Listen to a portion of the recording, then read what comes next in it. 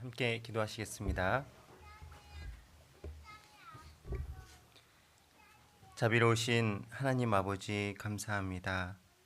저희들을 값없이 구원해 주시고 또 하나님의 자녀 삼아 주시며 천국 소망을 가지고 이 땅에 살아갈 수 있도록 복음 가운데로 이끌어 주신 그 은혜에 감사드립니다. 또 주님 오시는 그날까지 한 피로 구원받은 사랑하는 형제 자매님들과 한 무리지어 정말 함께 위로하고 격려하며 칭찬하며 정말 주님 오실 때까지 정말 주님의 일을 함께 할 수 있도록 또 한 무리로 불러주신 것 또한 감사드립니다. 정말 우리 마음 가운데 정말 주님을 사랑하는 마음을 가지고 이 악한 세상에서 주님의 자녀로 힘있게 살아갈 수 있도록 항상 함께 해주시기를 간구드립니다. 또 주님 사랑하시는 세종교회 형제자매님들 주일을 맞아서 또 한자리에 모였습니다. 말씀을 통해서 또 힘을 얻고 또 주님 그 오시는 날까지 걸어가는 이 걸음 가운데서 방향을 또 견고히 잡을 수 있는 또 귀한 시간이 될 수 있도록 도와주시옵소서. 또 여러 가지 마음의 시험을 받고 있는 형제자매님들 있습니까? 또 육신의 여러 가지 질병과 고난으로 힘들어하는 형제자매님들 있습니까? 어디 있든지 주님 굽어 살펴주시고 그들의 곤란 가운데서 일어설 수 있도록 도와주시기를 간구드립니다. 또 이렇게 주님의 이름으로 모였사오니 주 성령님께서 우리 가운데 두루 역사해 주시고 또 주님을 사랑하는 마음 또 말씀 속에서 값지고 귀한 보석과 같은 것들을 많이 얻어갈 수 있는 또 귀한 시간이 될 수 있도록 도와주시기를 간구드립니다. 온전히 이 한 시간 온전히 주 성령님께 부탁을 드리며 우리를 언제나 사랑하시는 주 예수 그리스도 이름으로 기도드렸습니다. 아멘. 네, 로마서 12장입니다.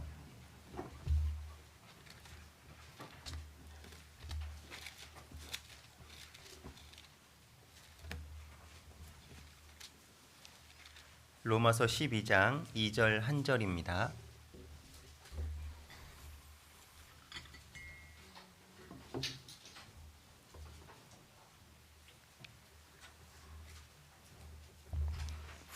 신약성경 256페이지 로마서 12장 2절 같이 읽겠습니다. 너희는 이 세대를 본받지 말고 오직 마음을 새롭게 함으로 변화를 받아 하나님의 선하시고 기뻐하시고 온전하신 뜻이 무엇인지 분별하도록 하라. 네, 반갑습니다. 네, 순천에서 온 김민규 형제라고 합니다. 또 이렇게 세종교회 방문할 수 있게 되어서 하나님께 감사드립니다. 네, 이 세종교회는 이제 전에 아주 예전에 조치원역 앞에 있을 때 연기교회로 있을 때 대전교회에서 신앙생활 하다 보니까 가끔 이제 와볼 일들이 있었는데요. 이쪽으로 이제 이사하고 나서 이제 세종교회로 이름을 바꾸고 나서는 처음 이제 와 봅니다. 그래서 사실 대전권 이제 올 때마다 사실은 좀 약간 좀 두려운 마음이 있거든요. 네, 너무나 아는 분들이 많아가지고 제가 처음 이제 구원받고 어린 시절까지 다 알고 있는 분들이 많아서 좀 부끄럽고 이런 마음이 좀 있는데 다행히 여기는 네, 많이 없는 것 같습니다. 그래도 어쨌든 주일에 또 하나님께서 주시는 또 은혜와 교훈이 또 사람마다 각각 다르니까요. 또 오늘 로마서 12장을 가지고 함께 교훈을 좀 얻어봤으면 좋겠습니다. 먼저는 여기 로마서 12장 2절에 너희는 이 세대를 본받지 말고 했습니다. 왜 이 세대를 본받지 말라고 했을까요? 네, 네, 잘 아실 거라고 생각을 합니다. 네, 이 세대를 본받으면 우리는 이제 하나님과 멀어지게 됩니다. 왜냐하면 이 세상, 이 세대는 악하기 때문에 그렇죠. 그래서 이 세대를 본받는다라는 것은 점점 더 하나님의 뜻과 하나님이 기뻐하시는 일과 멀어진다라는 겁니다.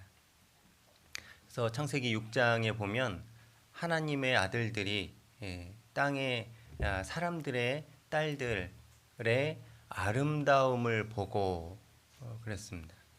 아름다움을 보고 그것이 이제 이 세대를 동경하고 또 그 아름다움에 취해서 쾌락에 젖어드는 순간이죠. 사람의 딸들의 아름다움을 보고 그래서 야곱의 딸 디나도 세겜의 어떤 풍속 습관들을 궁금해하고 동경했습니다. 이제 그것이 이제 정말 이렇게 잘못되어가는 시작이 되었었던 것을 기억하실 겁니다. 그래서 이 세대는 악하다. 성경에서 악하다, 선하다라는 어떤 구분은 하나님의 사랑을 받아들이는 쪽으로 살아가면 그것은 선한 겁니다. 하지만 이 세상에서 아무리 착하다라고 평가를 받더라도 하나님의 말씀, 하나님의 사랑과 멀어지는 쪽으로 살아간다면 이것은 악한 겁니다. 그래서 이 세대가 점점 마지막 때로 가면 갈수록 가늠하는 여인들이요, 세상과 벗된 것이 하나님과 무엇이 되는 줄 모른다고요? 원수. 세상과 벗된 것은 하나님과 원수되는 것임을 알지 못하는 자. 야고보서 4장 4절에 나와 있죠. 세상과 벗된 것은 하나님과 원수되는 겁니다. 근데 이 세상은 점점 마지막 때로 가면 갈수록 악해집니다. 그래서 세월을 아끼라, 때가 악하니라. 점점 악해져 갑니다. 그래서 그러므로 어리석은 자가 되지 말고 오직 주의 뜻이 무엇인지 이해하라. 우리는 이 세상이 점점 마지막 때로 가면 갈수록 악해진다라는 것을 알고 있습니다. 점점 개인주의가 팽배해지죠. 그래서 1인 가족, 가족이라는 어떤 구분도 점점 바뀝니다. 옛날에는 대가족, 소가족 이 정도였는데 요즘 가족의 분류가 굉장히 다양해지더라고요. 그래서 뭐 1인 가족도 가족이다. 가족의 그 포함 안에 들어가 있습니다. 그래서 학생들이 그렇게 배우고 있습니다. 1인 가족. 근데 1인 가족이라는 것은 마지막 시대로 가면서 점점 이제 보편화되어져 가고 결혼하는 것보다 이제 혼자 살고 또 부모님과 함께 사는 것보다는 따로 살고 뭐 때로는 필요한 경우도 있겠지만 그것이 어떻게 보면 개인주의 그래서 TV 프로그램도 나 혼자 산다 뭐 이런 것들이 이제 많이 나오지 않습니까? 그래서 강아지를 키우는 그 인구보다 이 고양이를 키우는 인구가 더 많아지면 많아질수록 개인주의가 굉장히 극심해진다라는 어떤 사회적인 통계도 있습니다. 이게 이제 일본이 고양이를 굉장히 좋아하잖아요. 뭐 고양이의 보은, 도라에몽, 헬로키티 다 이제 일본 캐릭터 애니메이션들인데요. 일본 사람들은 고양이를 굉장히 좋아합니다. 그래서 네코노믹스라는 말도 생겼다고 하더라고요. 고양이를 뜻하는 네코 그리고 경제학을 뜻하는 이코노믹스를 합쳐가지고 그 고양이를 키우는데 이제 여러 가지 유통 과정 중에서 얻어지는 경제 규모가 20조 원이 넘었다고 해요. 굉장히 큰 어떤 산업 중에 하나로 커가는데 강아지와 달리 고양이는 분리불안도 없고 주인과 떨어졌을 때 불안해하지도 않습니다. 내가 필요할 때 주인을 찾지 이제 항상 주인의 어떤 보살핌을 요구하지도 않거든요. 혼자 배변도 잘 가리고. 근데 강아지는 매일 이렇게 산책을 시켜줘야 되잖아요. 고양이는 매일 산책을 시킬 필요도 없습니다. 근데 일본 사람들 성향에 고양이가 굉장히 맞죠. 강아지를 이렇게 산책시키려고 나가면 마주오는 다른 강아지와 강아지들끼리는 이제 교감하려고 하잖아요. 그러다 보면은 불필요한 상대 견주와의 어떤 인사도 해야 되고 굉장히 이제 일본 사람들한테 불편한 거죠. 근데 고양이는 그럴 필요가 없습니다. 굉장히 이제 개인적인 개인주의 성향의 고양이가 굉장히 이제 맞다라는 겁니다. 그래서 애견보다 애묘를 키우는 인구가 많아지면 많아질수록 이제 개인주의가 굉장히 이제 증가한다라는 사회적인 이 통계에도 이제 나와 있는 것을 봤습니다. 그런데 일본이 전도하기가 굉장히 어렵잖아요. 다른 사람에게 관여하지도 않지만 또 관여받는 것도 싫어합니다. 근데 그것이 이제 마지막 때의 사람들의 어떤 모습이잖아요. 말세에 고통할 때가 이르리니 자기를 사랑하고 돈을 사랑하고 그래서 쾌락을 사랑하는 것을 하나님 사랑하는 것보다 더하고 말세로 가면 갈수록 나 나한테 피해를 안 주면 뭐 상관없어.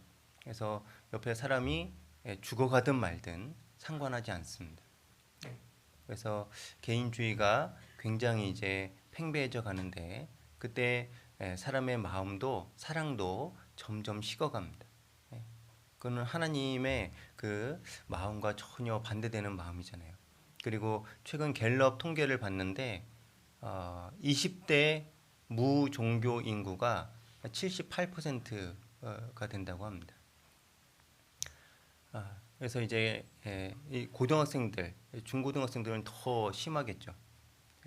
뭐 불교, 기독교, 천주교 이런 게 아니고 무종교입니다. 아예 종교라는 것을 이제 갖지 않는 거죠.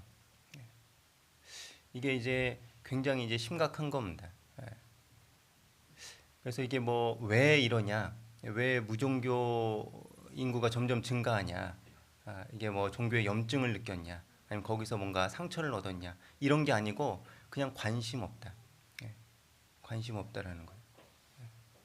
그래서 최근에 한 형제님 직장 생활을 하시는데 요즘에는 술 마시는 문화에서 점점 탈피하고 있다고. 그래서 술을 권하지도 않고 이렇게 술자리를 뭐 내가 원치 않으면 가지 않아도 되고. 그래서 신앙생활하기 좋다고 그러시더라고요. 그래서 제가 뭐 여쭤봤어요. 그럼 전도하기도 좋으세요? 전도하기는 너무 어렵대요. 뭐 이렇게 종교적인 이야기, 전도의 말을 건네면 이건 나한테 얘기하지 마세요. 거기서 더 나가면 이제 이것은 이제 큰 어떤 문제가 되는 거죠. 전도하기는 너무나 어렵답니다. 지금 이것이 우리 시대의 어떤 방향입니다. 신앙을 이렇게 유지하기도 어렵고 또 전도하기도 너무나도 어려운 시대. 왜냐하면 이 세대는 점점 악해지고 있습니다. 개인이나 아니면 민족이나 도시나 나라나 세계가 악해졌을 때 하나님은 심판합니다. 그래서 이 하나님의 아들들이 사람의 딸들의 아름다움을 보고 그들을 받아들였을 때 하나님은 그 창세기 6장에서 이 세상을 심판하는 물 심판을 노아에게 이야기합니다. 세상의 죄악이 관영했다. 사람의 마음의 생각의 계획이 항상 악하다. 그것의 시작은 이 세대를 본받는 것부터 시작이 된 겁니다. 그래서 이 로마서 12장 2절은 이 세대를 본받지 말라. 그것으로부터 모든 악이 시작이 됩니다. 이 사단 마귀가 세상에 주인 노릇을 하고 있잖아요. 사람들이 왜 마음이 식어지고 정말 하나님 찾는 것을 멈췄는가? 그것은 사단 마귀의 괴계라고 할 수가 있습니다. 그래서 우리가 그 세대를 본받는 것은 마음에 사단 마귀의 괴계에 넘어지는 거고 받아들이는 겁니다. 그래서 사도행전에 보면 아나니아와 삽비라 있잖아요. 그때 베드로가 아나니아에게 아나니아야 내 속에 사단이 가득 차 있다. 사단 마귀의 괴계에 완전히 점령된 상태. 이 세대를 본받아서 그것은 아마 아주 사소한 것부터였을 겁니다. 가룟 유다도 아주 사소한 것부터였잖아요. 그 연보궤에 손을 댄 것, 작은 것부터 시작해서 예수님을 은 30에 파는 데까지. 그래서 죄는 아주 점진적으로 증가하고 굉장히 파괴적인 쪽으로 나아가는데 지금 우리 세대가 그런 쪽으로 나아가고 있습니다. 그래서 이것에서 벗어나는 길은 이 말씀대로 오직 마음을 새롭게 함으로 변화를 받아 마음을 새롭게 하는 겁니다. 마음을 새롭게 해서 변화를 받아야 된다는 것은 우리 마음이 여전히 하나님과 멀어져 있는 상태, 멀어져 있는 많은 어떤 부분들이 있다라는 거죠. 그것은 우리의 신분은 하나님의 자녀가 됐지만 우리의 어떤 습성, 우리의 어떤 본성 속에는 아직 죄가 남아 있다라는 거예요. 사도 바울도 내 속 곧 내 육신에 선한 것이 없음을 안다. 악한 것이 있다. 마음으로는 정말 하나님의 법을 따르고 싶지만 육신으로는 죄의 법을 따라간다. 오호라 공고한 자로다. 이 사망의 몸에서 누가 나를 건져내랴. 사도 바울도 자기의 어떤 마음속에 아직 죄된 것이 여전히 있구나라는 것을 발견하고 정말 그것에 대해서 정말 성화되는 쪽으로 가려고 부단히 나는 날마다 죽노라. 날마다 죽노라. 부단히 노력했고 사도 바울이 그랬다면 우리는 뭐 말할 것도 없죠. 마음을 새롭게 함으로 변화를 받아 우리는 계속적으로 마음을 변하는 쪽으로 살아가야지 옳습니다. 그런 면에서 봤을 때 새해가 돌아오고 이 달의 첫날이 시작이 되고 주의 한 주가 시작되는 것은 참 하나님께 감사할 일입니다. 하루에 또 시작이 있다. 이것은 우리의 마음을 항상 새롭게 다시 잡을 수 있는 기회가 되기 때문에 이것은 굉장히 의미가 있죠. 그래서 동계수련회를 참석하면서 계획을 세운다. 이 마음을 새롭게 할 수 있는 좋은 기회죠. 동계수련회 때 새로운 계획들을 다 세우셨죠? 네. 그 계획들은 아직 안녕하십니까? 그래서 그 계획을 우리는 계속 이어 나가려고 마음을 새롭게 하는 일들을 계속 해야 됩니다. 그렇지 않으면 이 세대를 본받는 마음이 여전히 있기 때문에 우리는 그 죄악에서 벗어날 수가 없습니다. 오직은 이제 한 가지밖에 없다. 구원받는 것은 우리가 하나님이 값없이 믿음으로 우리에게 주셨지만 삶에서 성화되는 예수님을 닮아가는 과정은 계획을 세워야 됩니다. 오직 한 가지 마음을 새롭게 함으로 변화를 받으려고 계속적으로 노력하지 않으면 힘들다. 마음 자체는 성경에서 만물보다 거짓되고 심히 부패한 것은 뭐라고요? 마음이라. 누가 이를 알려오마는 나 여호와는 심장을 살피며 폐부를 시험하고 각각 그 행위대로 보응한다. 하나님은 이 마음을 잘 아시거든요. 에베소서에 보면은 너희의 은밀히 행하는 죄는 말하기도 부끄럽다. 정말 우리 마음 속에는 정말 그 하나님이 주신 구원 받았을 때에 들어오는 신앙 양심도 있지만 여전히 죄된 마음도 공존합니다. 마음은 악하다. 성경에서 이 마음은 악하다라고 규정했습니다. 하나님은 참 놀랍죠. 그 마음을 아시면서도 우리를 긍휼히 여겨주십니다. 그 마음을 이미 꿰뚫고 알고 있는데도 우리에게 은혜와 자비를 주기를 원하신다는 것은 이것은 정말 기이한 사랑이 아닐 수 없습니다. 만약에 옆 사람이 내 마음을 다 안다. 그러면 관계가 유지될 수 있을까요? 없을까요? 유지되기 어렵습니다. 같은 집에 살고 있는 가족들도 부부관계라도 부모와 자식 관계라도 마음을 실시간으로 동기화돼서 다 안다. 그러면 하루도 관계가 유지되기 어렵습니다. 그렇지 않겠어요? 옆 사람을 한번 보십시오. 불가능합니다. 네. 그러니까 그 마음이라는 것이 딱 이렇게 사람 마음을 알 수 없다. 사람은 외모밖에 볼 수가 없죠. 겉으로 드러난 것밖에 알 수가 없습니다. 하나님은 나 여호와는 중심을 보느니라. 마음을 아시거든요. 그래서 어떻게 보면은 사람 마음을 알 수 없는 사람의 그 경계를 두신 것은 이것 또한 하나님의 은혜일 수 있습니다. 왜냐하면 그것을 우리는 덮어주고 감싸줄 수가 없거든요.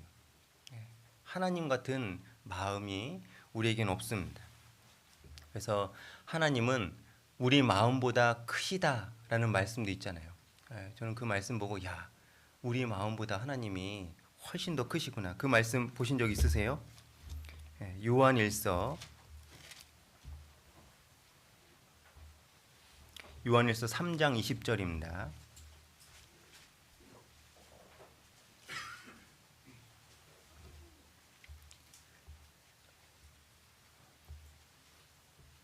요한일서 3장 20절 같이 읽겠습니다. 우리 마음이 혹 우리를 책망할 일이 있거든 하물며 우리 마음보다 크시고 모든 것을 아시는 하나님일까 보냐. 하나님은 우리 마음보다 크십니다.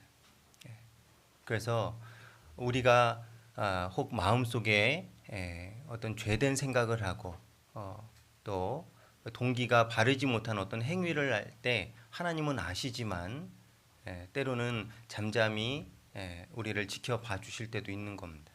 하나님은 우리 마음보다 크십니다. 그래서 우리는 그 하나님의 은혜에 정말 감사하면서 살 필요가 있습니다. 그래서 우리는 마음 자체는 아직 완전히 성화되지 않은 상태, 예수님을 닮아가는 과정 중에 있습니다.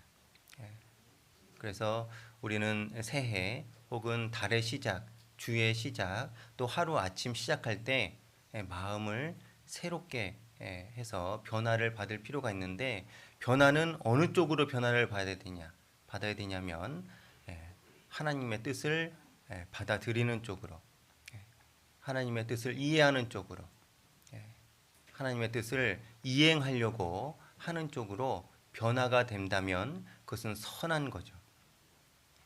하나님을 가까이 하면 사람은 선해집니다. 너희는 먼저 속을 깨끗이 하라. 그리하면 겉도 깨끗하리라. 그 말은 구원받으면 이제 겉도 깨끗해질 가능성이 이제 생긴다라는 거잖아요. 그래서 어떤 무신론자 교수님이 하나님은 악하다 라고 설교를 합니다. 강의를 합니다. 왜냐하면 하나님은 모든 것을 창조하셨는데 악도 만들지 않았냐. 그렇다면 하나님은 악하다라고 강의를 합니다. 근데 한 학생이 손을 들고 교수님에게 물어봅니다. 교수님, 교수님은 틀렸습니다. 혹시 추위가 존재합니까? 그러니까 교수님이 그럼 추위는 존재하지. 학생이 틀렸습니다. 물리 법칙에 따르면 추위는 존재하지 않습니다.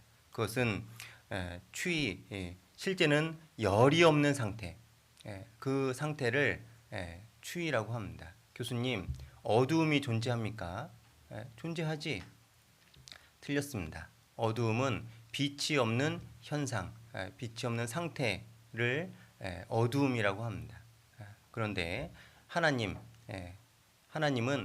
악을 만들지 않았습니다. 하나님의 사랑을 이제 하나님의 사랑이 부재된 상태, 하나님을 모르는 상태, 그것이 악이지 하나님은 악을 만들지 않았습니다. 라고 학생이 이야기했다고 하는데요. 하나님은 모든 사람을 사랑하십니다. 그런데 그것을 거부하는 쪽은 사람 편이죠. 모든 사람에게 동일하게 비를 내려주시고 동일하게 햇빛을 주십니다. 그것은 모든 사람에게 하나님은 관심이 있고 모든 사람이 구원받기를 원한다라는 그 마음과 동일한 마음으로 우리에게 주신다고 생각을 합니다. 하나님은 편협되지 않았다. 모든 사람에게 동일하다라는 겁니다. 그래서 우리는 어느 쪽으로 변화를 받아야 되냐? 우리는 하나님을 받아들이는 쪽으로, 하나님의 뜻을 이해하고 그 뜻을 이행하는 쪽으로 변화를 새날 새로운 시작이 있을 때 계속적으로 계획을 그쪽으로 세운다면 하나님이 선하다라고 평가하실 겁니다. 야고보서 4장입니다.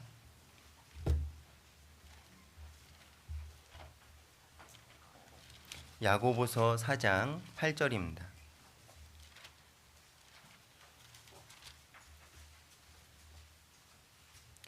야고보서 4장 8절 같이 읽겠습니다. 하나님을 가까이 하라. 그리하면 너희를 가까이 하시리라. 죄인들아 손을 깨끗이 하라. 두 마음을 품은 자들아 마음을 성결케 하라. 네. 하나님을 가까이 하라. 그리하면 너희를 가까이 하시리라. 네. 이것은 어떤 특정한 사람에게 하는 말씀이 아니고 모든 사람에게 주시는 말씀이죠. 하나님을 가까이 하기를 원하는 사람. 따뜻한 불과 가까워지면 갈수록 온기가 내 온몸을 따뜻하게 만드는 것처럼 가까이 하려고 하면 할수록 나는 그것에 영향을 받습니다. 하나님은 모든 사람에게 영향력을 끼치고자 합니다. 그러면 우리는 그것을 받아들이는 쪽으로 삶의 태도를 정한다면 그것은 하나님 보시기에 정말 선하고 기뻐하시고 온전한 쪽으로 나아가는 거라고 할 수가 있을 겁니다. 무엇을 가까이 하느냐에 따라서 삶의 어떤 결과는 완전히 달라지잖아요. 그 이야기 들어보신 적 있을 겁니다. 힐러리와 클린턴이 같이 차를 타고 가다가 주유소에 들어갔대요. 그런데 그 주유소 사장이 옛날 힐러리와 이제 사귀었던 적이 있는 남자라는 것을 클린턴이 봤습니다.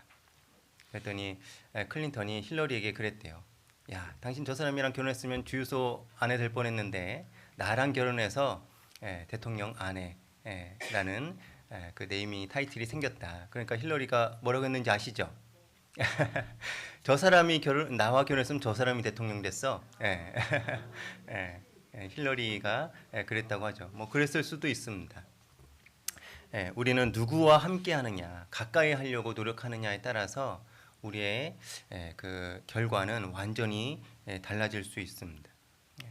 그래서 우리는 오직 마음을 새롭게 하여 변화를 받아 하나님의 선하시고 기뻐하시고 온전한 뜻이 무엇인지 분별하고 그것을 이제 받아들이는 쪽으로 살아가야 맞습니다. 마지막 그 동사가 이제 분별하라잖아요. 분별하라. 우리 모두에게는 분별하는 일이 구원받은 모든 그리스도인들에게는 분별하는 일이 주어졌습니다. 이것이 선하냐 악하냐, 이것이 거룩하냐 정말 부정한 거냐, 이것을 분별하는 일을 구원받은 사람은 해야 됩니다. 그것을 이제 그림자로 보여주신 것이 구약 시대에 제사장이 하는 일이잖아요. 대제사장, 초대 대제사장은 누구죠? 대제사장, 초대,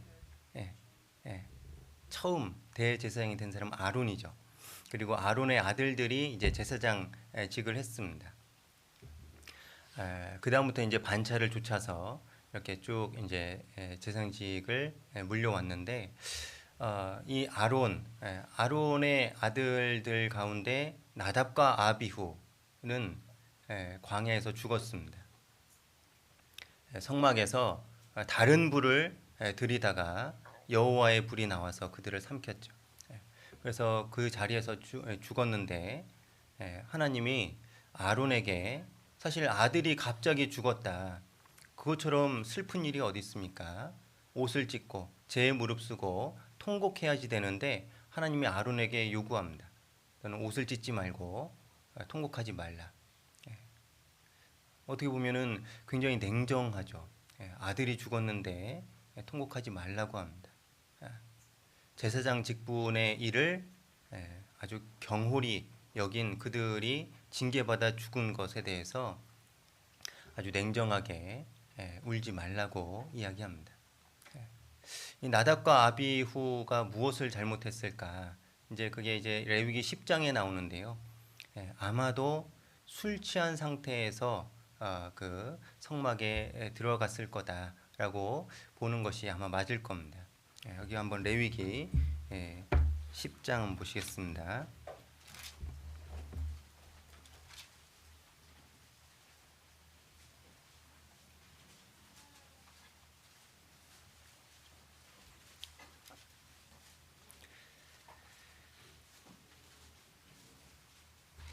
레위기 10장 1절입니다.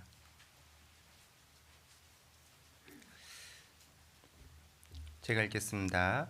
아론의 아들 나답과 아비후가 각기 향로를 가져다가 여호와의 명하시지 않은 다른 불을 담아 여호와 앞에 분향하였더니 불이 여호와 앞에서 나와 그들을 삼키매 그들이 여호와 앞에서 죽은지라.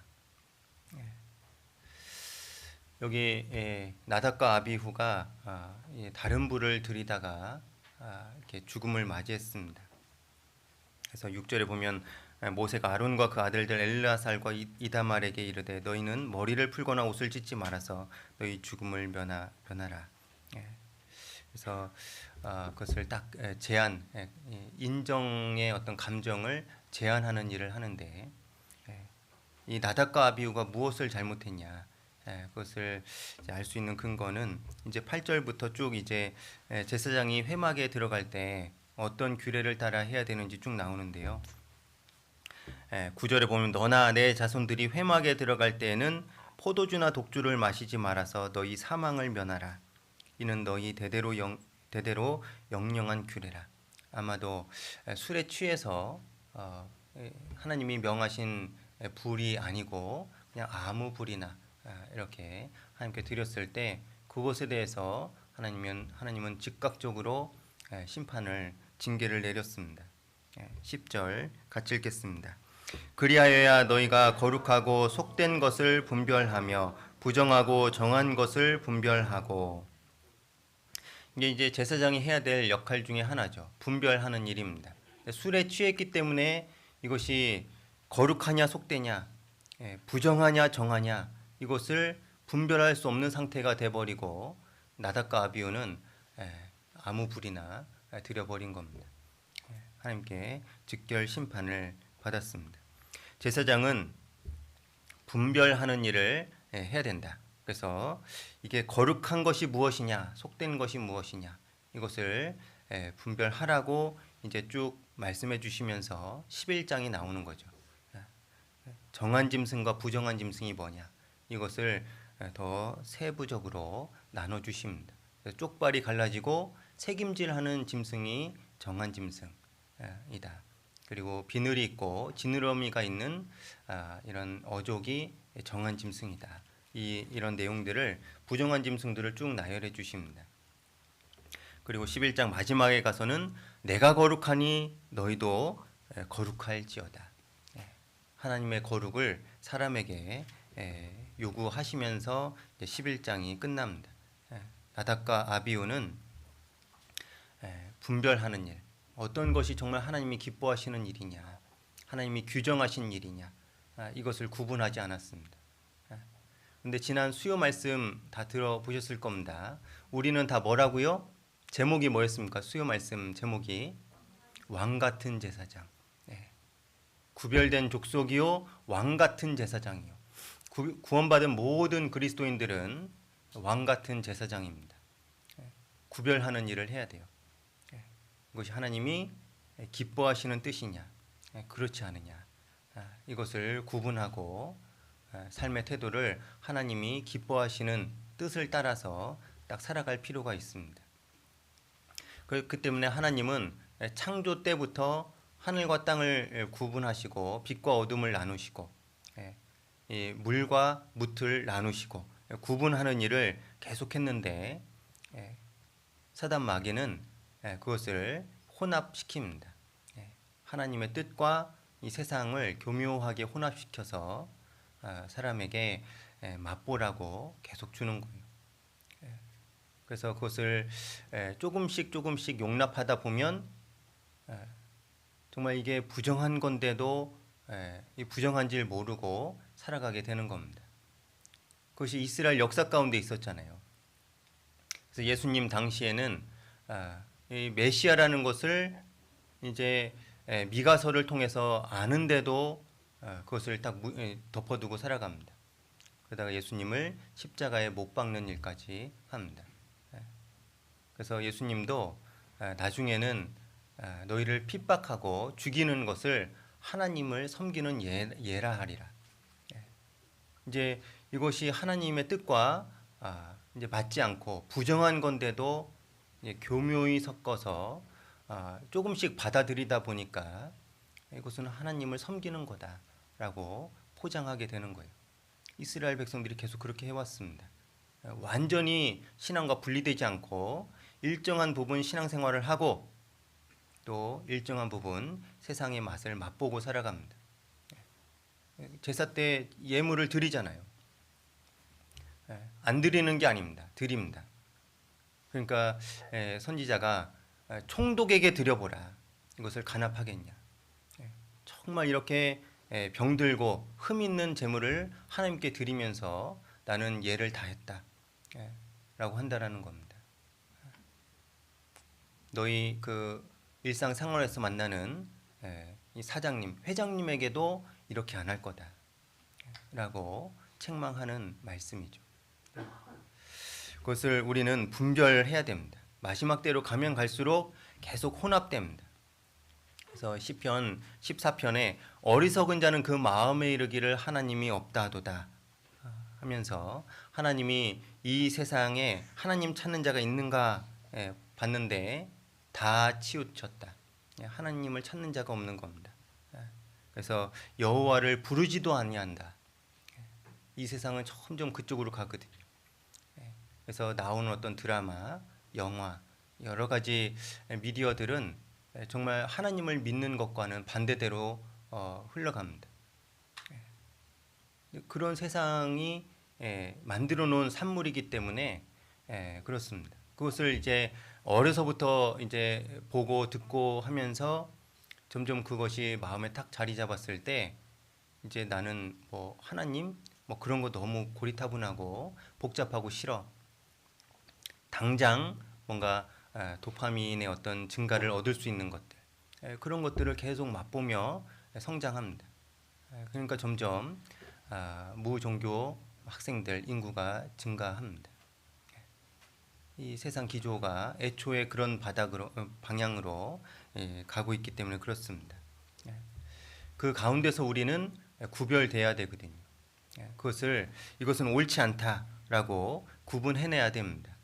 그런데 구분하기가 어려워지고 용납하게 되고 이 정도는 괜찮지. 그러면 점점 우리의 마음도 점점 무뎌집니다. 그래서 신앙생활을 안 하는 게 아니지만 신앙생활에 힘이 없습니다.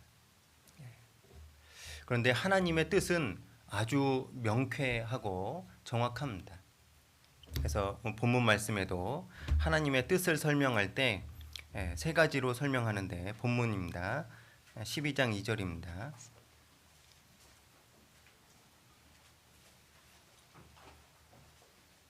로마서 12장 2절 제가 읽겠습니다.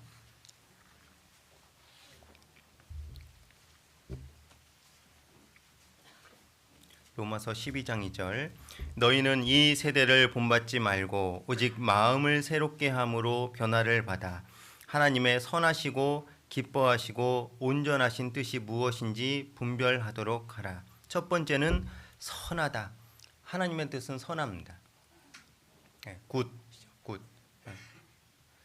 하나님이 창조된 창조물들을 보실 때 하나님 보시기에 좋았더라. It was good.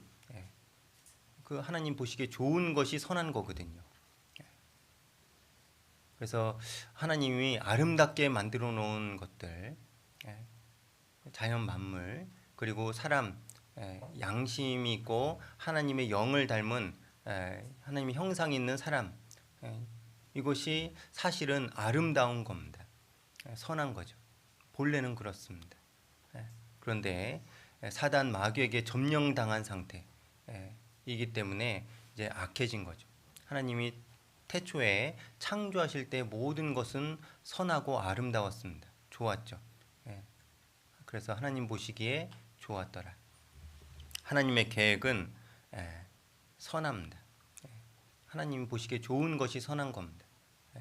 그리고 기뻐하신다. 하나님이 만들어 놓으신 모든 것들 가운데 선하고 기뻐하시는데 사람의 걸음을 정하시고 기뻐하셨다고 하셨거든요. 사람의 걸음을 정하시고 기뻐하셨다. 거기 한번 찾아보겠습니다. 시편 37편입니다.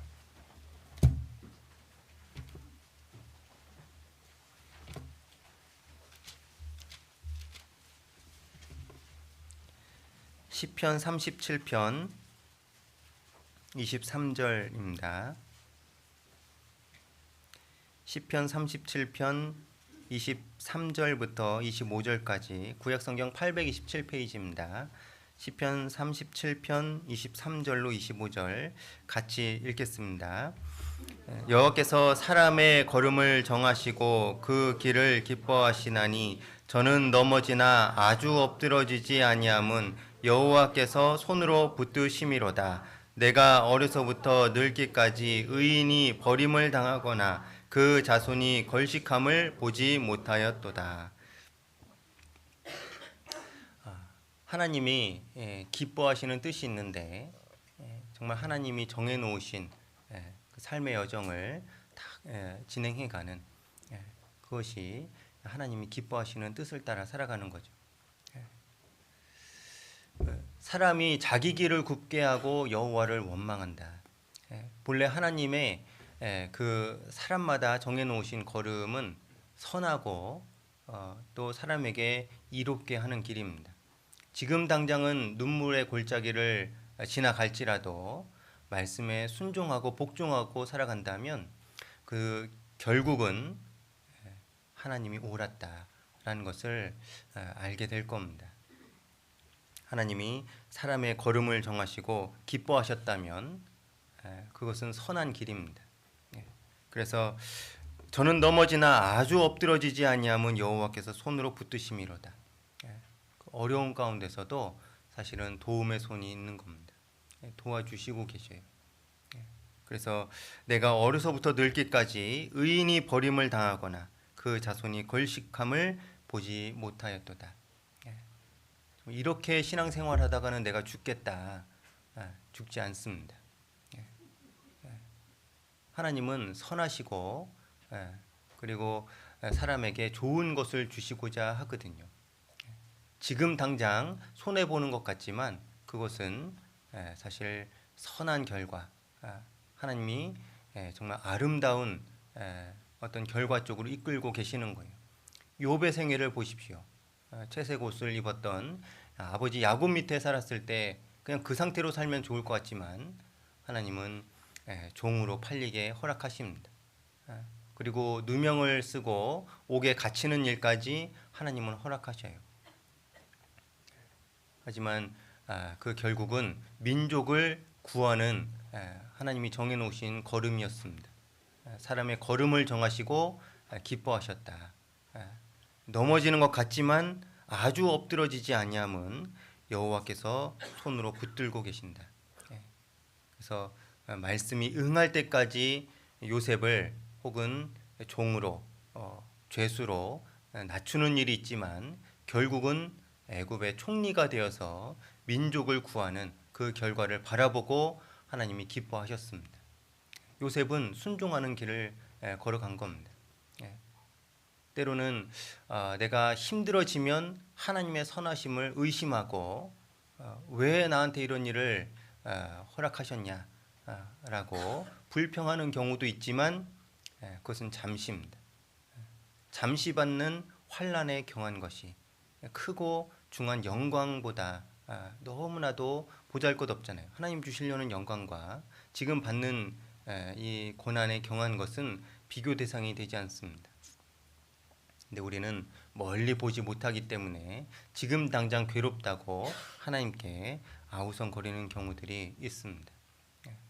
그것이 이제 애굽에 그 살았던 이스라엘 백성들을 이제 애굽시켜서 가나안으로 가는 동안 그 과정도 하나님은 다 아셨잖아요. 그래서 출애굽기 13장 17절에 보면 이 백성이 전쟁을 보면 뉘우쳐 애굽으로 돌아갈까 해서 그 방향을 선회시킵니다. 그 이스라엘 백성들의 광야의 행진과 가나안으로 들어갈 때까지의 여정은 하나님이 정하신 거예요. 그 걸음을 정하시고 그 길을 기뻐하셨다. 그 결국은 가나안 땅에 입성하는 겁니다. 그것을 바라보고 하나님이 그 걸음을 정하신 거예요. 그런데 그 애굽을 나오게 되는 동기도 사실은 그 이스라엘 백성의 간절한 호소였습니다. 도와주십시오. 저희 너무나 고통스럽습니다. 그래서 이제 그 고통 소리를 듣고 하나님이 모세를 보내서 이제 도와주십니다. 그런데 모세가 왔을 때 도와주려고 왔잖아요. 그런데 이스라엘 사람들이 바로 듣습니까? 안 듣습니까? 안 들어요. 왜 그랬을까요? 거기 이제 두 가지가 있는데 출애굽기 잠깐 보시겠습니다.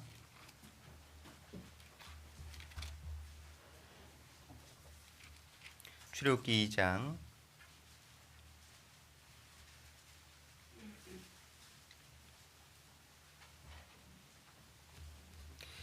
24절부터 보시겠습니다.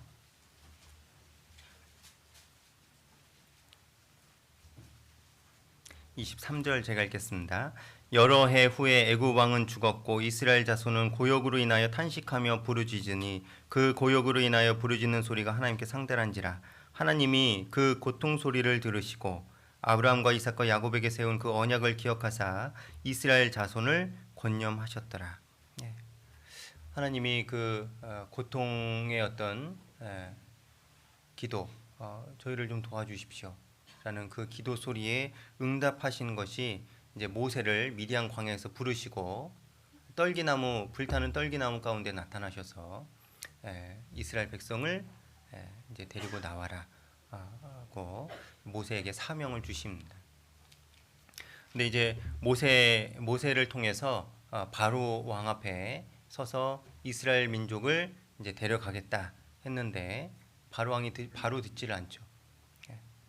그리고 그 하는 일의 어떤 그 규모를 더 크게 달하게 합니다. 이제 짚을 주지 말라. 너희가 알아서 구해서 벽돌을 만들어라. 그러니까 고역이 너무나 더 심해졌습니다. 그랬을 때 이제 오히려 이스라엘 백성들은 모세와 아론이 우리를 죽이려고 한다. 그것을 하나님이 좀 판단해 주시기를 원한다 라는 마음으로 바뀝니다. 그래서 5장 21절입니다.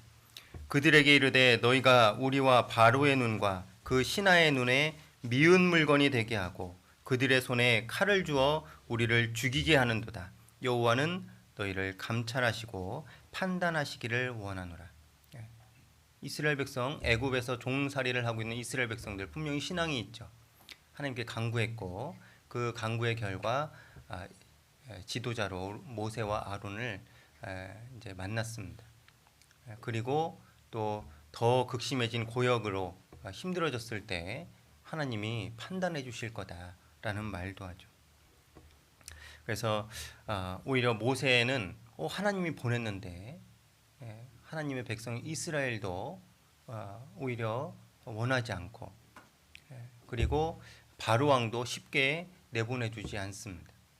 나는 할 만큼 했어 하고 그만두면 되는데 모세는 그만두지 않죠. 6장 6절에 6장 6절 그러므로 이스라엘 자손에게 말하기를 나는 여호와라 내가 애굽 사람의 무거운 짐 밑에서 너희를 빼어내며 그 고역에서 너희를 건지며 이것이 이제 본래는 하나님이 그 기도에 응답하는 이유거든요. 애굽 사람에서 너무 짐이 무겁습니다. 그리고 그 고역 견디기가 너무나 힘듭니다. 그래서 7절에 애굽 사람의 무거운 짐 밑에서 너희를 빼어내겠다. 그래서 여호와가 하나님인 줄 알게 하겠다. 그것이 모세를 보낸 목적인데 오히려 이스라엘 백성은 판단해 주십시오. 저희가 우리를 죽이려고 합니다. 9절입니다. 모세가 이와 같이 이스라엘 자손에게 전하나 그들이 마음의 상함과 역사의 혹독함을 인하여 모세를 듣지 아니하였더라. 하나님의 계획은 선하고 그리고 하나님의 계획은 하나님이 기뻐하시는 길이며 온전하다. 온전한 뜻이 무엇인지 분별하라고 했죠. 온전하다라는 영어 보면 퍼펙트입니다. 하나님이 정하신 그 걸음은 코스는 완벽한 길이거든요. 때로는 내리막길이 있고 정말 음침한 골짜기를 지날 때도 있지만 순종하고 통과하면 이것은 필요했구나라는 것을 알게 될 텐데 사람이 거기서 이제 잘못 걸음을 가게 됐을 때 하나님을 원망하게 되는 길이 있는데요. 여기도 사실은 잘못 갈 뻔했죠. 이스라엘 백성들의 마음이 상했습니다. 내적으로는 마음이 상했고 외적으로는 역사의 혹독함, 너무나 이제 고역이 있거든요. 그리고 마음으로 이미 그 리더들을 판단하는 마음이 딱 들어왔습니다. 저들은 하나님이 보낸 것이 아닐 거야. 오히려 하나님이 판단해 주실 거야. 이런 마음이 탁 잡았을 때 말씀을 안 듣게 됩니다. 그래서 모세의 말을 듣지 않은 이유가 뭐냐? 내적으로는 마음이 상했고 외적으로는 너무 힘들었다. 우리도 이제 교회 신앙생활을 하면서 어떤 형제 혹은 자매 아니면 교회에 대한 판단이 들어오고 마음이 상했을 때 더 이상 말씀이 들어오지 않습니다. 판단하는 마음만 생겨요. 거기서 우리가 마음을 새롭게 하여 변화되지 않는다면 이제 정말 더 깊은 곳으로 들어가 버릴 수가 있습니다. 하나님의 선하시고 기뻐하시고 온전한 뜻이 있다. 이것을 분별하지 않고 이제 그 오해만 곱씹고 되새기면 이제 마음의 벽은 더 커집니다. 그리고 이 세상은 점점 더 살기 어려운 쪽으로 가잖아요. 여기도 역사의 혹독함을 인하여 모세의 말을 듣지 않았다. 이 세상은 마지막 때로 가면 갈수록 세상도 악해지지만 그리고 이 경제적으로 점점 더 악화됩니다. 그래서 요한계시록 6장 6절에 한 데나리온의 밀 한 대요. 한 데나리온의 보리 석대로다. 인플레이션이 너무 극심한 겁니다. 한 데나리온은 성인 하루 품삯이거든요. 하루 요즘 품삯이 물론 이제 기술직마다 다르지만 뭐 한 10만 원 정도라고 봤을 때 밀 한 대, 보리 석대밖에 못 산다. 하루 일해서 너무나 이 물가가 너무나 이제 올라가고 화폐의 가치는 하락하는 인플레이션이 너무 극심해지는 시대로 점점 가고 있습니다. 그리고 감람류와 포도주는 해치 말라. 빈부의 격차도 굉장히 이제 극심해집니다. 경제적으로 어려워지는 시대로 우리는 점점 들어갑니다. 그래서 마음이 상하고 또 외적으로는 많은 어려움들이 있을 때 말씀이 들어오지 않습니다. 모세의 말을 듣지 않았더라. 그런데 이 문제를 푸는 이 출애굽기에서 이 문제가 풀려지는 과정이 뭐냐면 모세가 가서 마음을 이렇게 풀어주려고 했던 것도 아니고 역사가 했던 일들의 어떤 그 규모가 좀 적어진 것도 아닙니다. 근데 이들의 마음이 풀려서 모세의 말을 듣게 되는 이유는 하나님이 정말 그 가운데 역사하시면서부터예요. 이제 그래서 이제 10가지 재앙이 시작이 됩니다. 그때는 이제 이스라엘 애굽과 이스라엘을 구별해서 재앙이 내리기도 합니다. 흑암이 애굽 쪽에는 있고 광명이 이스라엘에 있습니다. 이것은 사람이 할 수 없는 일이잖아요. 그리고 장자 죽는 재앙 때는 이 장자 죽는 재앙에서 벗어나는 길은 임방과 설주에 양의 피를 바르는 겁니다. 라고 모세가 얘기했을 때는 그때는 다 듣거든요. 어떻게 해서 그렇게 마음이 변했냐면 하나님이 역사하시면서부터예요. 출애굽기 14장 31절입니다.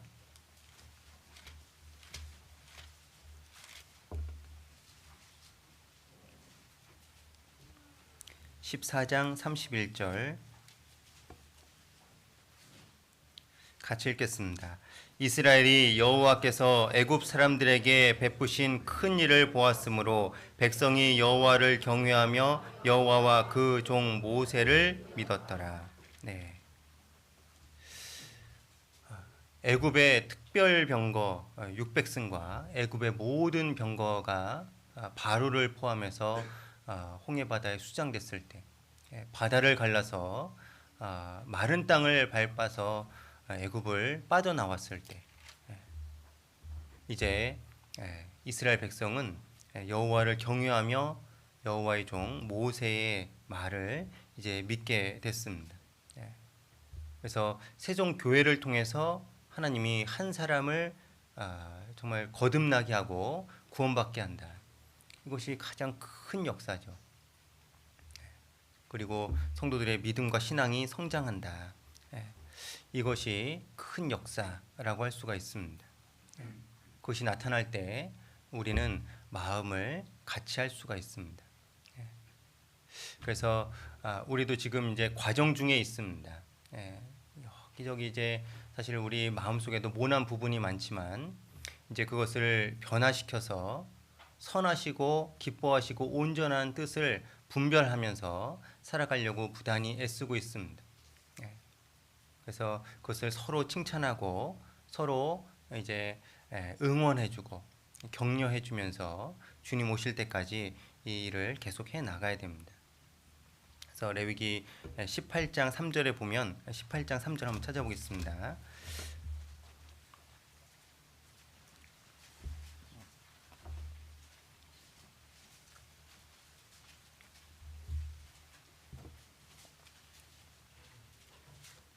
레위기 18장 3절입니다. 같이 읽겠습니다. 너희는 그 거하던 애굽 땅의 풍속을 쫓지 말며 내가 너희를 인도할 가나안 땅의 풍속과 규례도 행하지 말고. 네. 이미 빠져나온 애굽에서 겪어서 내가 보고 들은 것이 애굽의 풍속이잖아요. 그래서 익숙하고 동경하는 마음이 있습니다. 그런데 그것을 쫓지 말라. 그래서 우리가 사실 보고 듣는 것을 주의하는 것이 좋죠. 아브라함의 조카 롯도 소돔과 고모라에서 정말 악한 것을 보고 들음으로 심령이 상했다고 했거든요.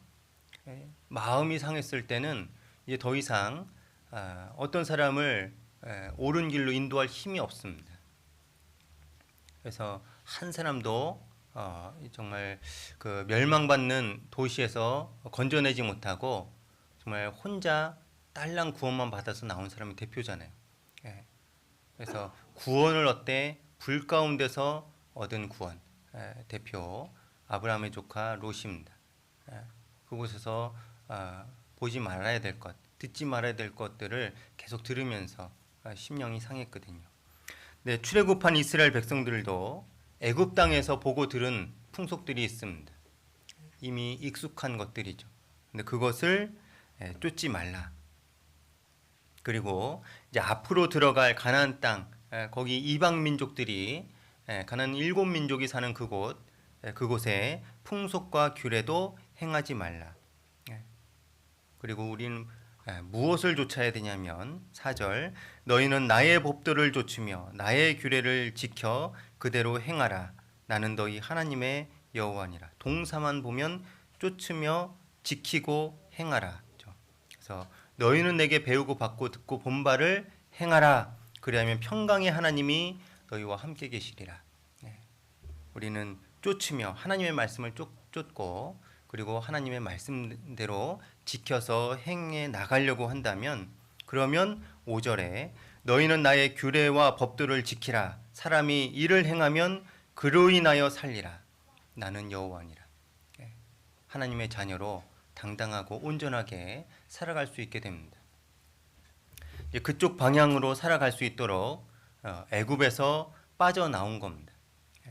그리고 광야를 거치면서 이제 하나님과 동행하는 것도 알게 되고, 광야에서 태어난 2세대들을 통해서 이제 가나안 땅으로 들어가는데, 그때는 이제 전쟁할 수 있는, 싸울 수 있는 이제 군대가 됐죠. 이것은 우리 신앙생활의 여정을 이야기하기도 합니다. 그래서 이제 동계수련회 이후에 이제 성경 읽기 표대로 쭉 읽어 나가실 텐데, 애굽 지나왔습니까? 출애굽기. 출애굽기 1장은 지금 이스라엘 백성들이 있는 소재지가 어디입니까? 1장에서 1장에서는 아직 애굽이죠. 그리고 출애굽기가 몇 장까지 있죠? 아마도 40년 광야 생활을 예견한 것 같이 40장까지 있습니다. 40장이 기록될 당시에 그 배경의 소재지는 어디입니까? 광야입니다. 광야. 근데 1장에서 애굽에 있을 때 상황은 사실 이집트는 문명의 발상지죠. 그래서 모든 어떤 그 당시에 최고의 문명이 있고, 그리고 많은 인프라들이 구축되어 있습니다. 그래서 내가 뭔가를 사용해서 소진해 버려도 다시 그것을 보충할 길이 있습니다. 그래서 그곳에 있는 것이 좋았겠지만, 그곳은 이제 거기에 있는 것은 고통이죠. 극한 고역이 있습니다. 여러 가지 문화 시설들은 있지만, 여러 가지 인프라가 구축되어 있고 문명의 도시가 형성되어 있지만, 그곳에 여전히 적을 두고 살아가는 것은 고통이에요. 그런데 40장까지 왔을 때 40장에서는 이제 광야입니다. 내가 어떤 물건을 소진해 버리면 다시 보충받을 길이 없습니다. 근데 40장까지 가는 동안 어떤 일이 있냐면 성막을 지으라고 하셨어요. 성막. 그래서 출애굽기 이제 중반부 이후부터는 규례들이 나오면서 성막 기구들 식양이 착 나오면서 정신이 점점 혼미해지죠. 내가 지금 뭘 읽었냐 이제 알 수 없게 되는데, 왜냐하면 이제 번제단의 식양, 거기에 들어가는 소재, 뭐 여러 가지 등대도 만들고 하면서 머리 안 그려지니까 점점 어려워지는 거거든요. 근데 할 수 있다면 그 좀 참고 자료들을 보면서 이게 채에 끼는 게 이런 거구나, 이게 이 정도 길이었구나, 단이 이렇게 생겼구나, 이런 등대가 이렇게 생겼구나, 그래서 이렇게 묘사하고 있구나, 이런 것을 알면서 읽으면 그래도 좀 도움이 되는데, 그런 거 없이 그냥 쭉 읽어 나가면 이제 아이고 내가 한 장을 읽었는데 여기 뭘 얘기하는 건지 잘 모르겠다 하고 어쨌든 읽었으니까 다음 장 이렇게 넘어가게 되거든요. 근데 이제 그 성막에 들어가는 어떤 기구들 식양을 쭉 얘기하면서 브살렐과 오홀리압이 그것을 이제 손재주가 있어서 그것을 이제 만드는데, 이제 광야잖아요. 거기에 만드는 어떤 필요한 것들을 헌물하라 했는데 너무 많이 가져옵니다. 너무 많이 가져와요. 그래서 이제 좀 그만 가져와라, 그만 가져와라. 이렇게 제지할 정도로 이제 계속 가지고 오는 겁니다. 그것이 이제 성경에 기록이 되어 있거든요. 그런데 여기 한번 보죠. 출애굽기 36장.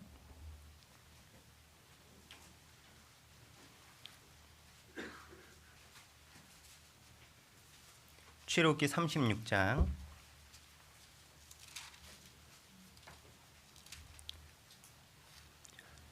2절 제가 읽겠습니다. 구약성경 139페이지 출애굽기 36장 2절입니다. 모세가 브살렐과 오홀리압과 및 마음이 지혜로운 사람 곧 그 마음에 여호와께로 지혜를 얻고 와서 그 일을 하려고 마음에 원하는 모든 자를 부르매 그들이 이스라엘 자손의 성소의 모든 것을 만들기 위하여 가져온 예물을 모세에게서 받으니라. 그러나 백성이 아침마다 자원하는 예물을 연하여 가져오는 거로 성소의 모든 일을 하는 지혜로운 자들이 각기 하는 일을 정지하고 와서 모세에게 구하여 가로되 백성이 너무 많이 가져오므로 여호와의 명하신 일에 쓰기에 남음이 있나이다. 그래서 6절에 모세가 명을 내려 그들이 진중에 공포하여 가로되 물론 남녀하고 성소에 드릴 예물을 다시 만들지 말라 하며 백성이 가져오기를 정지하니 있는 재료가 모든 일을 하기에 넉넉하여 남음이 있었더라. 여기서 이제 그 성막과 성소를 만들기 위해서 드리는 헌물은 내 생활의 어떤 필수품일 수도 있고 다시 공급받지 못하는 광야에 와 있는데도 하나님께 즐거이 드립니다. 즐거이 드려요. 그리고 그것을 가지고 이제 어려운 우리가 읽기에 어려운 이제 성막에 들어간 기구들을 식양대로 툭툭툭 만듭니다. 만드는 과정은 그냥 무덤덤하게 쭉 이제 설명하고 있어요. 식양이 어떻고 어떤 게 필요했고 어떤 것을 어떻게 만들었고. 근데 그 가운데는 물두멍 만들 때 38장 8절에 보면 그가 놋으로 물두멍을 만들고 그 받침도 놋으로 하였으니 곧 회막문에 수종드는 여인들의 거울로 만들었더라. 광야에서 여인들이 이 거울을 들고 뭐 했겠습니까? 이렇게 얼굴도 보고 티가 있는지 없는지도 보고 좀 머리도 다시 정비하고. 근데 거울이 없으면 이제 그거 할 수 있습니까? 없습니까? 없죠. 그리고 어디 가서 다시 사올 수도 없습니다. 그런데 그것을 하나님께 드렸다라는 거예요. 그걸 가지고 이 브살렐과 오홀리압이 물두멍을 만들었습니다. 자기 어떤 필수품 다시 제공받지 못하는 옛날 이제 아프리카에서 이제 굶어 죽는 이제 화면들이 나오니까 어린 아이가 이야기합니다. 마트 가서 사지 왜 저 사람들은 저렇게 굶고 있어? 거기 마트가 없죠. 다이소 없을 때는 도대체 생필품을 어디서 산지 잘 기억이 안 납니다. 근데 그런 인프라가 딱 구축되어 있는 데는 이렇게 교회에 헌물해도 다시 이제 제공받을 수 있지만 광야에서는 그럴 수 없다라는 겁니다. 내가 꼭 필요했던 거지만 하나님께 드립니다. 드렸을 때 하나님은 하나님의 일을 하십니다. 그리고 40장에 가면 이제 만들었던 것들을 이제 들여놓습니다. 필요한 자리에 이제 하나씩 둘씩 이제 채워 놓습니다. 그것이 이제 여기 40장의 내용이거든요. 그래서 여기 17절에 보면 제 2년 정월 곧 그달 초 1일에 성막을 세우니라. 모세가 성막을 세우되 그 받침들을 놓고 그 널판들을 세우고 그 띠를 띄우고 그 기둥들을 세우고 이제 앞에서 식양을 쭉 설명하면서 각각을 다 식양대로 만들었던 것들입니다. 또 성막 위에 막을 펴고 그 위에 덮개를 덮으니 여호와께서 모세에게 명하신 대로 되니라. 그가 또 증거판을 궤 속에 넣고 채를 꿰고 속죄소를 그 위에 두고 하면서 그 궤를 성막에 들여놓고 장을 들이워서 그 증거궤를 가리우고 하고 쭉 이제 앞서 어떻게 보면은 각각을 만들었던 것을 이제 제자리에 쭉 놓는 거죠. 그리고 34절 그 후에 구름이 회막에 덮이고 여호와의 영광이 성막에 충만하매 모세가 회막에 들어갈 수 없었으니 이는 구름이 회막 위에 덮이고 여호와의 영광이 성막에 충만함이었으며. 여기 이제 1장과 40장은 완전히 이제 소재하는 공간도 다르고 이제 하나님이 영광 가운데 이제 함께 하시는 모습으로. 그래서 38절에는 낮에는 여호와의 구름이 성막 위에 있고 밤에는 구름이 그 구름 가운데 있음을 이스라엘 온 족속이 그 모든 행하는 길에서 친히 보았더라. 불기둥과 구름기둥이 보호하시고 인도하시는 것으로 출애굽기 40장은 끝납니다. 그 안에는 성도들의 헌신과 헌물이 들어가 있죠. 다시 소진된 것을 재공급 못 받을지라도 하나님께 드립니다. 그것은 이 사람들이 일단은 이제 분별할 수 있는 상태가 됐죠. 예. 하나님의 선하시고 기뻐하시고 온전한 뜻이 무엇인지 분별할 수 있는 마음이 됐습니다. 애굽의 풍속을 쫓지 않고 마음을 새롭게 함으로 변화를 받은 겁니다. 그렇게 하고 이제 행진입니다. 오병이어라는 은혜 찬송가 280장에 보면 오병이어 그 소년이 정말 그 예수님께 드렸던 보리떡 5개와 물고기 2마리로 가사를 붙인 은혜 찬송인데요. 거기에 보면은 나누는 사람에는 자기 것 짓는 희생과 아픔이 있지만 근데 그곳에는 평안과 기쁨이 있다. 그곳에는 감격과 확신이 있다. 이런 찬송가인데요. 우리가 분별하고 하나님의 선하시고 기뻐하시고 온전한 뜻을 따라갈 때는 때로는 내 것을 소진하는 일도 있습니다. 소진해버려요. 다시 공급받을 길이 없습니다. 하지만 하나님은 그곳에 함께 하신다라는 겁니다. 하나님의 영광이 성막에 충만했다.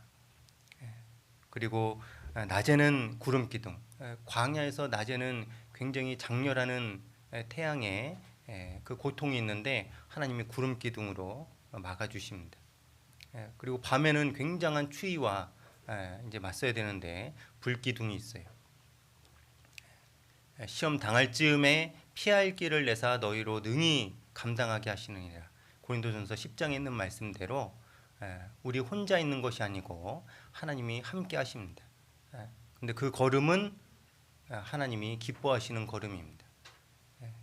종착지에 도달해 보면 야, 이것이 완벽한 길이었구나. 때로는 아말렉을 만나기도 하지만 내게 필요했던 거구나. 그 안에는 나의 희생과 헌신이 필요로 합니다. 그래서 로마서 12장 2절 앞에 1절에 보면 이런 말씀이 있죠. 본문 말씀 위입니다. 로마서 12장 1절입니다. 본문 말씀 위에 1절입니다. 로마서 12장 1절입니다. 같이 읽겠습니다. 그러므로 형제들아 내가 하나님의 모든 자비하심으로 너희를 권하노니 너희 몸을 하나님이 기뻐하시는 거룩한 산 제사로 드리라. 이는 너희의 드릴 영적 예배니라. 우리가 이렇게 주일에 하는 그 물질을 드리는 것을 헌금이라고 하잖아요. 우리 몸을 드리는 것을 헌신이라고 합니다. 너희 몸을 산 제사로 드리라. 근데 최근에 제가 이제 영유아부를 담당하고 있는데 순천이 영유아부가 굉장히 많습니다. 자매님들 한 달에 한 번씩 모이는데요. 어떤 자매님이 형제를 산 제사로 드리겠다고. 그래서 저게 무슨 소린가 했더니 올해 계획이래요. 형제를 산 제사로 하나님께 드리겠다고. 아니 다른 사람을 왜 그랬는데 형제가 정말 이렇게 교회에서 봉사할 수 있도록 내어 드리겠다라는 어떤 계획을 올해 가지고 있다고. 형제를 산 제사로 드리겠다고. 뭐 그것도 나쁘지 않은 것 같습니다. 왜냐하면 이제 영유아부 자녀를 키우는 시절에 이제 그것이 참 어렵거든요. 이제 공동 육아라고 하죠. 그래서 왜 형제는 맨날 바깥에 있고 아이를 돌보지 않냐? 물론 이제 형제의 돌봄도 필요합니다. 해야 되지만 교회에서 정말 어떤 봉사가 있고 해야 되는 일이 있을 때 때로는 자매님이 갈 수 있도록 해줘야 되거든요. 그래야 교회에서 필요한 일들을 할 수 있게 됩니다. 그것 또한 형제님의 헌신 산 제사라고 했지만 또 자매님이 그 집에서 그 일을 감당해 주니까 그것이 이제 가능한 거죠. 자매님도 이제 말씀은 드리지 않았지만 자매님도 그것은 산 제사로 드리는 거예요. 집에서 아이들을 돌보는 일. 그래서 우리가 학예 수양회 할 때 전도하는 분만 전도하는 게 아니잖아요. 주방에서 밥을 해도 밖에서 환경 미화를 해도 야간 경비를 서도 다 하나님이 그 일에 맞게 쓰시는 것처럼 가정 안에서도 형제를 교회 일 할 수 있도록 이렇게 나갈 수 있도록 허락해줘도 자매님이 집안일을 감당하고 있기 때문에 그것도 헌신입니다. 참 이제 하나님이 기뻐하시는 일이라고 생각이 드는데요. 정말 하나님의 뜻을 분별하고 하나님의 선하시고 기뻐하시고 온전하신 계획 안으로 들어가기 위해서는 내 몸을 하나님이 기뻐하시는 거룩한 산 제사로 드리겠다라는 그런 어떤 다짐이 필요합니다. 그래서 우리는 결단하고 계획하고 다짐하고 그것을 마음을 새롭게 하는 과정이에요. 그래서 올해 새로운 표대가 없다. 올해 어떤 계획이 없다면 오직 마음을 새롭게 하여 변화를 받는 것에서 이제 물러나는 거거든요. 그럼 하나님의 뜻을 발견할 수도 없습니다. 여전히 그 상태로 쭉 24년도 살아가겠지만 우리가 새날 이런 것들을 계획하고 하겠다고 다짐한다면 그것은 하나님이 기뻐하시는 일이고 그 안에는 반드시 헌신이 필요하다. 그래서 하나님 앞에 갔을 때 하나님이 그것을 우리에게 칭찬해 주시는데 베드로전서 1장입니다. 베드로전서 1장 7절입니다.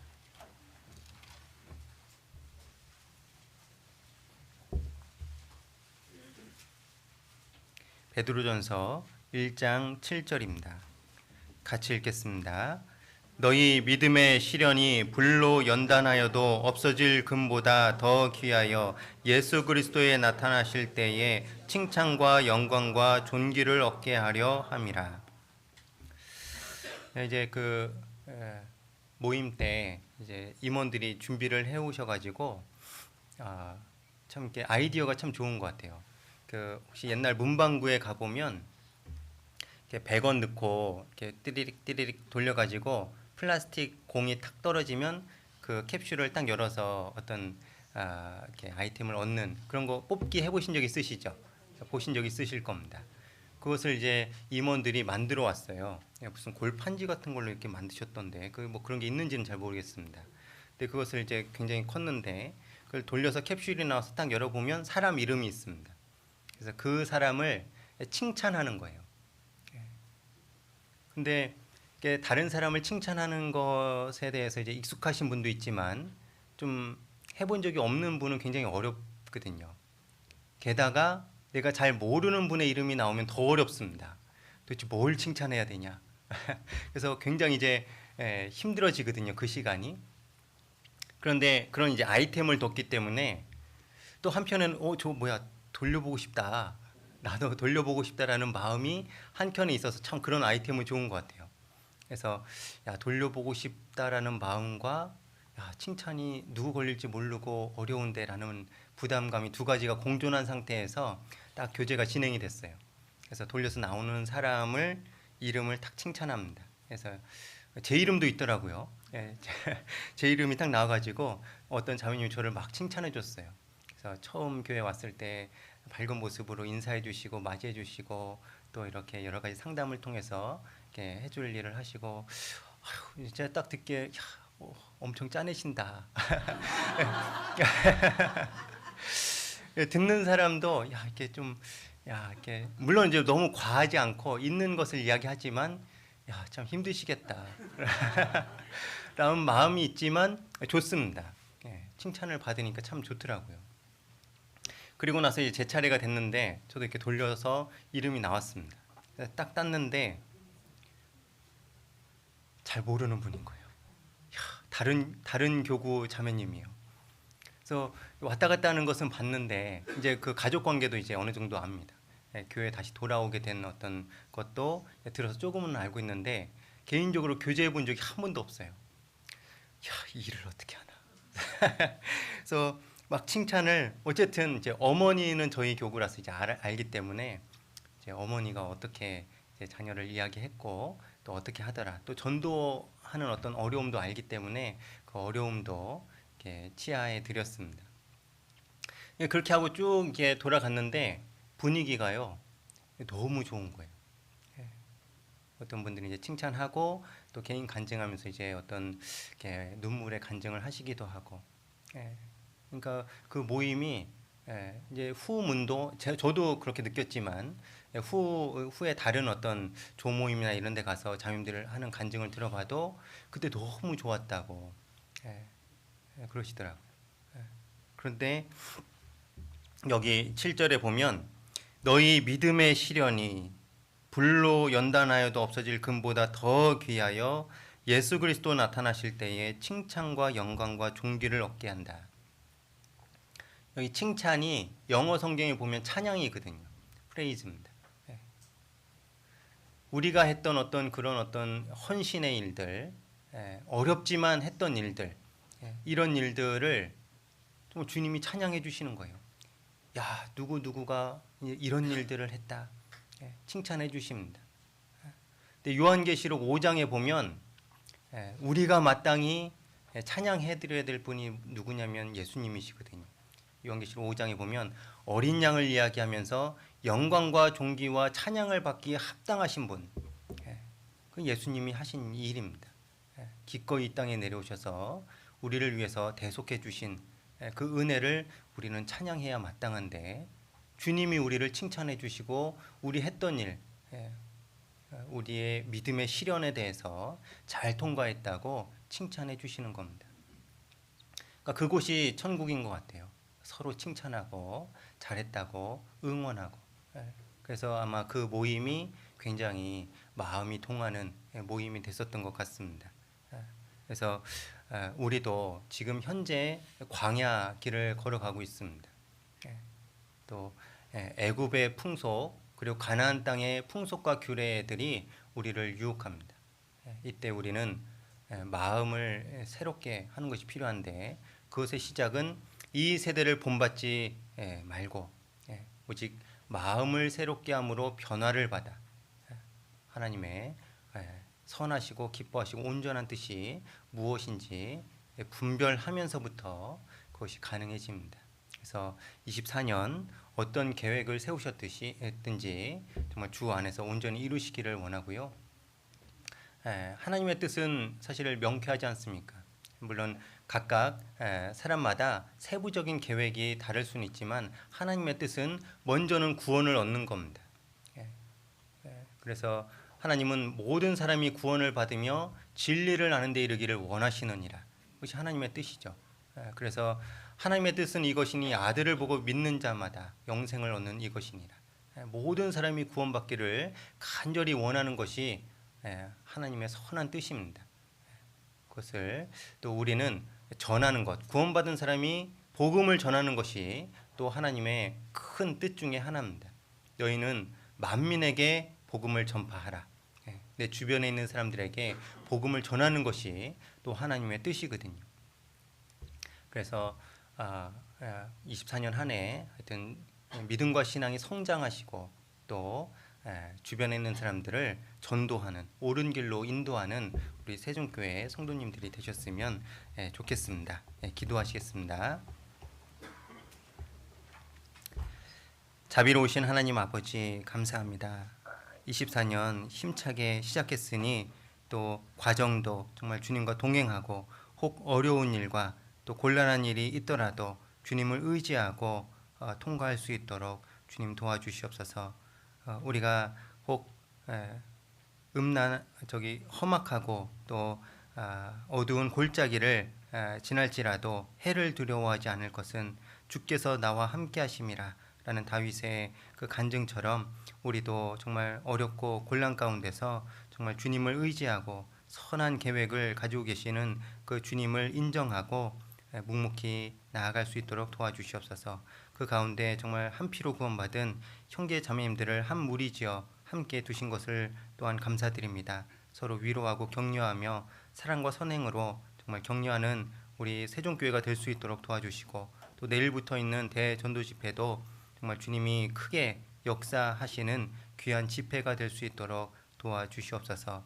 말씀을 전하시는 민기양 목사님에게 힘과 또 권능과 또 지혜와 하나님의 정말 담대함을 허락해 주셔서 한 주간 하나님의 말씀이 유감없이 전해질 수 있도록 도와주시고 또 집회 가운데 여러 모양으로 헌신하고 봉사하는 손길들을 기억해 주시며 우리 가운데 구원받는 사람의 수를 날로 더해 주시옵소서.